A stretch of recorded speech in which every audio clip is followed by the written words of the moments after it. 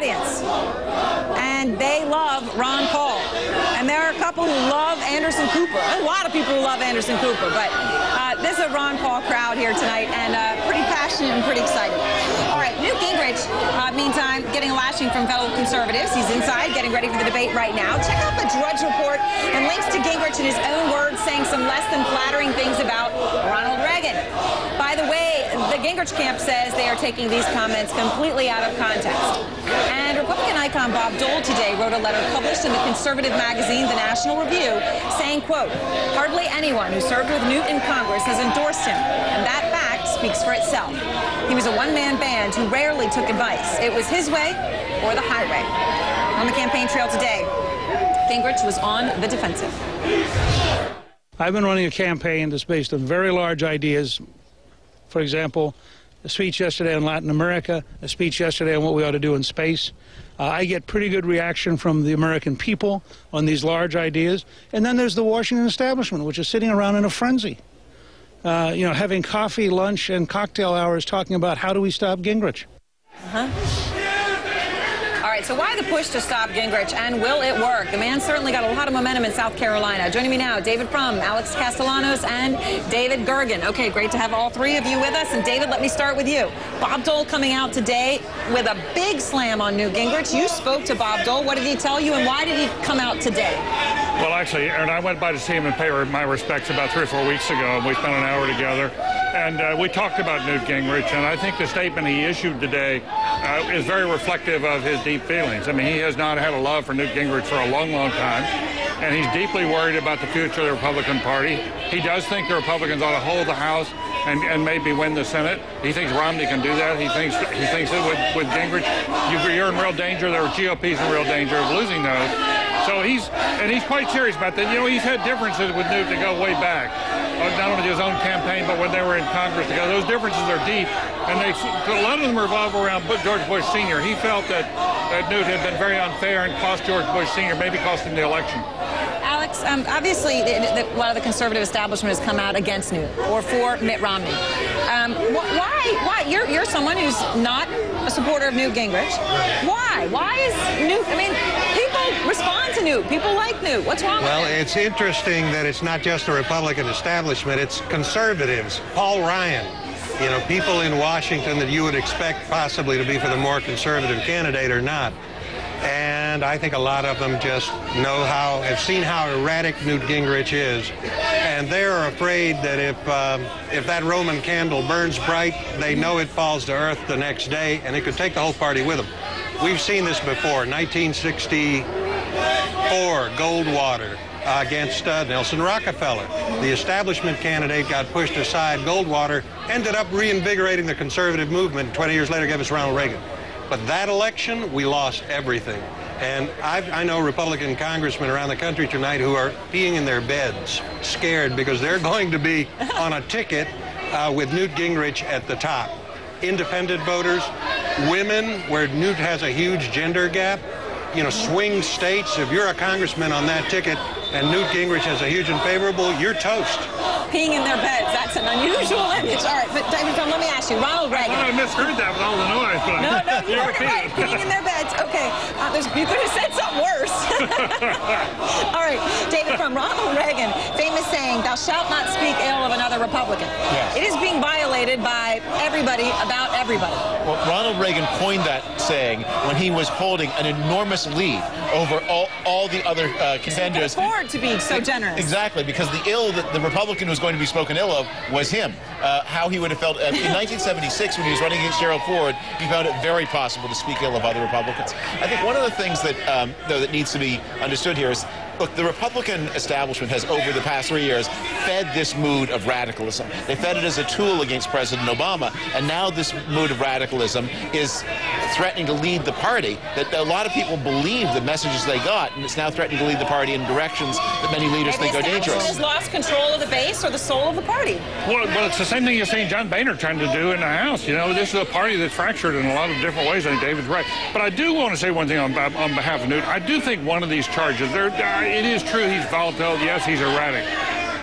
But I do think he was right in saying he was a foot soldier for Ronald Reagan. I'm sure there are times in private, as a lot of people around Reagan would say, they'd be critical of this or that. But the truth is, I think he was very supportive of Reagan. Michael Reagan came out in his defense today.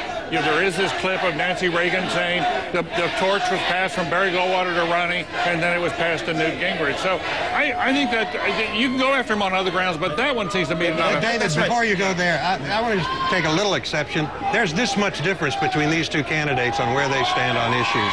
Very little. This is not a fight for the soul of the Republican Party and who's the most conservative. Newt Gingrich went into a debate in South Carolina. He was attacked. He demonstrated strength. Mitt Romney went into that debate. He was challenged. He demonstrated weakness. In an uncertain world, we want the stronger candidate. That's why Newt got a buzz. In politics, we have a thing called the law of the fireman. When your house is on fire, your economic house, you want somebody to put it out. You don't care where the fireman slept last night. Of course, he got the buzz by telling an enormous lie. Good analogies. But he got the buzz by opening with a big, what we now know is a big lie. That gives you pause. It's not, I think what people worry about with Gingrich is that's not strength, that's anger. Yes, it's true that he speaks to the anger in the party in a way that Mitt Romney, who's obviously not such an angry person. One more thing about the Reagan.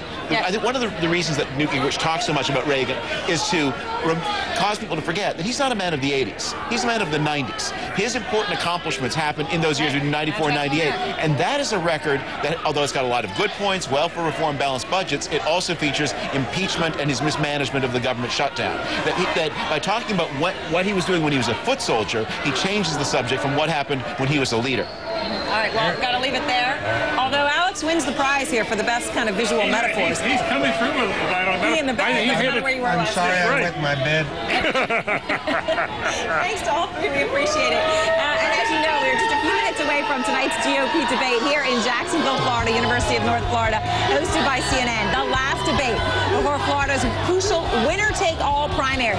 John King out front next. Okay, you are looking at the hall here at the University of North Florida, Jacksonville, where the GOP debate, the last one before Florida's primary, will begin in just a couple of moments with Wolf Blitzer. All right, well, John King moderated a feisty debate in Charleston last week. John is with me now, and John, feisty, I mean, that was feisty, amazing. it was all right. All right, let's start with the biggest fireworks of the night, which obviously came when you asked Newt Gingrich to respond to allegations that his ex-wife wanted an open marriage. Right. Here's what he said. The story is false. Every personal friend I have who knew us in that period says the story was false. We offered several of them to ABC to prove it was false. They weren't interested because they would like to attack any Republican. All right, John, you and your team did some digging to try to find out what really happened, and what have you found? We did some digging. Remember what he said there. We offered several people to ABC, character witness, that he said would rebut his ex-wife's story. Right. But we started digging on this, and then we had Speaker Gingrich on the show on Tuesday night. ABC said it never happened. Speaker Gingrich again Tuesday night said this. Oh, that is just plain baloney. I mean, I'll check with R.C. Hammond in a minute, but if they're saying that, they're not being honest, and because they said explicitly the opposite. So I will check with R.C. because he was briefing me on this the whole way through. We had several people prepared to be very clear and very aggressive in their dispute about that, and they weren't interested. Again, he says several people who would be very clear and aggressive in disputing that. So it sounds like he has this group of character witnesses. R.C. Hammond is his press secretary. Right. Finally, after days of questioning by our staff, he conceded there were no such people. The only people they offered to ABC News were the two Gingrich daughters from his first marriage. They're wonderful ladies. They're big supporters of Newt Gingrich. They, of course, have no first-hand knowledge of any conversations he had with his second wife. So what he said in the debate, what he said Tuesday night to us, and what he said in other interviews simply is not true. They did not offer those character witnesses to ABC. So he just came out with, sorry, mosquito here in Jacksonville, came out, I mean, live. He misspoke anyway. Maybe his staff told him they sent people up there, but they didn't want to answer our questions when he came at this. They kept saying, this story's over, stop asking. And we said, no. He says this several times. You need to answer it. And persistent digging from our staff. One producer, Marcella Salazar, did most of the work. She gets the credit. What he said was not true. All right, so what happens tonight? I mean, this is a make or break a debate. I mean, it's amazing just to see the importance of debates. I mean, your debate, how important that was. How important will tonight be? Tonight, Florida's the biggest prize yet. 55 delegates here. Romney is opening a bit of a lead right now. Speaker Gingrich knows that. He was more laid back, tried to be more front runner Monday night, look for more energy and passion, attacks from Speaker Gingrich tonight. Governor Romney's trying to find that mix, Aaron. He's been trying to find it the whole campaign. When to be aggressive and assertive, to prove to Republicans he's the guy you want up against Obama, but not to do over the top. So temperature is going to matter tonight. Right. I mean, obviously on Monday you saw Mitt Romney much more aggressive. Then you also have the whole role of an audience and how that plays in modern media. And obviously there is an audience tonight. And our ground crew is just in there talking to the audience, saying, please applause when you want to applaud. We don't want to shut the audience out. We want them to applaud. We want them to be involved. We also want them to be respectful, and we need them to be respectful. And I'm sure this will be a good audience tonight, but sometimes that does change the tenor of the debate. Right. No, it absolutely can. You can see them all and seeing them file in. One thing that stood out to me was, you know, you do this at a college campus, and it's great to see both ends of the spectrum. Most of the people in that room are older than the people who are out here. Absolutely. Young students, though. The reception on campus has been great, and you were just making a great point during the break. You know, whether you're for Ron Paul or against Ron Paul, we have a lot of Ron Paul supporters here, and they know all this stuff about the financial system and the regulatory environment and the Federal Reserve that I didn't know when I was in college. So that part's good, and they're engaged in the campaign. Again, what happens if Ron Paul doesn't win the nomination? Do they stay involved? We don't know that question. But to see the passion, no matter who you're for, is great. That's I mean, to hear 18 to 20-year-olds yelling, "End the Fed." I mean, that warms my heart. You think, man, what happens to the Fed and the future of our economy is so important. You think Ben Bernanke's sitting there home right now worried about his job? Well, you know what made me laugh? Actually, I thought about that. If you're going to have anybody run the Fed, Ben Bernanke's the guy. You get the feeling he's reading a book. Like why me, right? He's reading a book. He's saying, come on, I'm just trying to do my job. Interesting, a guy from South Carolina, from a conservative state. There you go. So, we'll see. But it's going to be pretty